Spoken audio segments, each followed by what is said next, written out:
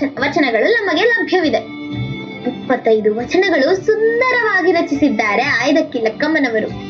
ಓದಿದರೆ ಜೀವನದ ಜ್ಞಾನವನ್ನು ನಮಗೆ ತಿಳಿಸುತ್ತಾರೆ ಈ ವಚನಗಳಿಂದ. ಈ ವಚನಗಳ ಹಾದಿಯಲ್ಲೇ ನಾವು ಪ್ರೇರಣೆಯನ್ನು ತೆಗೆದುಕೊಂಡು ನಡೆದರೆ ಆ ಶಿವನೇ ಸ್ವಯಂ ನಮ್ಮನ್ನು ಕೈ ಹಿಡಿದು ನಡೆಸುತ್ತಾರೆ. ಆಯ್ದಕ್ಕಿ ಲಕ್ಕಮ್ಮನವರು ರಾಯಚೂರು ಜಿಲ್ಲೆಯ ಲಿಂಗಸಗೂರು ತಾಲೂಕಿನ ಅಮರೇಶ್ವರ ಗ್ರಾಮದಲ್ಲಿ ಜನಿಸಿದರು. ಅವರ ಪತಿಯ ಹೆಸರು ಮಾರಯ್ಯ ಎಂದು. ಬಡತನವೆಂಬ ದಿವ್ಯಾನುಭವವೇ ಲಕ್ಕಮ್ಮನವರನ್ನು ಆಧ್ಯಾತ್ಮದ ಕಡೆಗೆ ಸೆಳೆಯಿತು.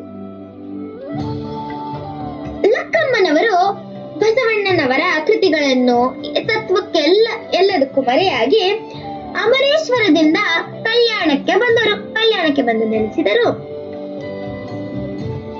ಇವರು ಕಾಯಕ ಮಾಡುತ್ತಿದ್ದರು, ದಾಸೋಹಗಳನ್ನು ಮಾಡುತ್ತಿದ್ದರು.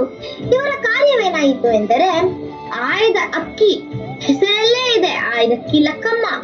ಆಯ್ದ ಅಕ್ಕಿ ಶರಣರ ಮನೆಯ ಮುಂದೆ ಹೋಗಿ ಅಲ್ಲಿರುವ ಅಕ್ಕಿಗಳನ್ನೆಲ್ಲ ತೆಗೆದುಕೊಂಡು ಬಂದು ಅವರು ತಿನ್ನುತ್ತಿದ್ದರು.